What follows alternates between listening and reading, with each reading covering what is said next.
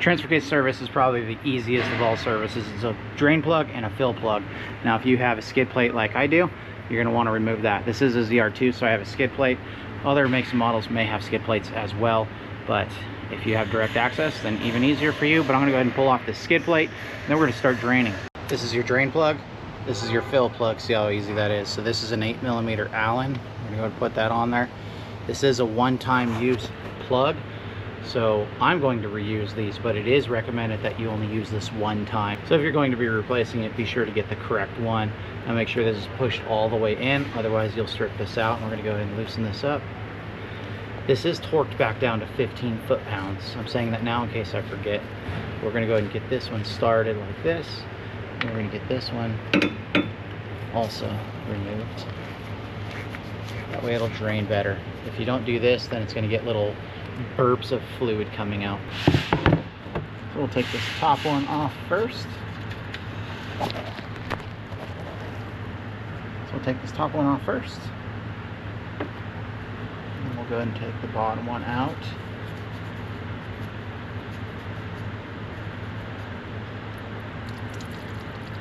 Alright, fluid's a little bit discolored. See, it's coming out evenly. I'm holding the plug there, that way it doesn't spray me in the face, because I put myself in an awkward position by doing it like this. But I'm just slowing it down. As you can see on the end of the plug, there is some thread sealant. Like I said, I'm reusing this. If you get a new one, it's already loaded up with thread sealant on it correctly. So what I'm going to use is this thread sealant right here. We're going to go and dab a little bit. We're going to fill it, not at the edge, but just to the middle and outward. And there you go. It doesn't take much. We're going to do that to the top and the bottom. And we're going to install the bottom and then fill from the top. That's it. We're done draining. So we're going to go ahead and put this plug in. Start it by hand. We'll tighten that to 15 foot-pounds.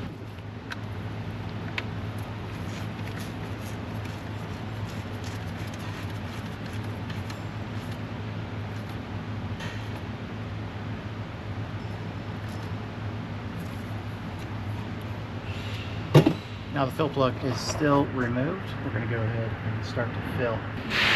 Here's what I'm using, is just a basic little pump. This will hold 1 quart. That transfer case holds 1.5-ish, just under 2 quarts.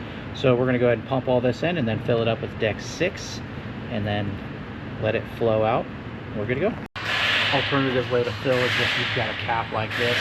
You just get it up there sideways and squeeze the bottle. Fill it up that way. This is much quicker, but only if you have access, which we do. We're going to go and do that. All right, now that our fluid is flowing out, we're going to wait till this trickles down to a near stop. And then we're going to go ahead and put the plug in. I do have the thread sealant on there. See how it's not all the way on all the front threads.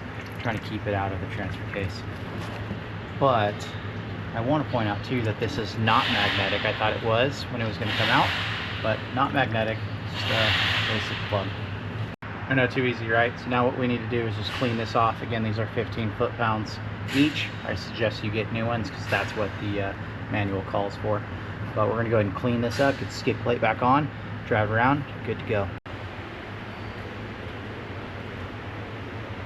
For those of you keeping your own maintenance records or doing your own maintenance, this is the owner's manual online right there. I've pulled it up, and so you can print that out and you can actually fill out everything on there. I would attach your receipts to this to prove that you use the correct oil and whatnot, just in case it ever comes up.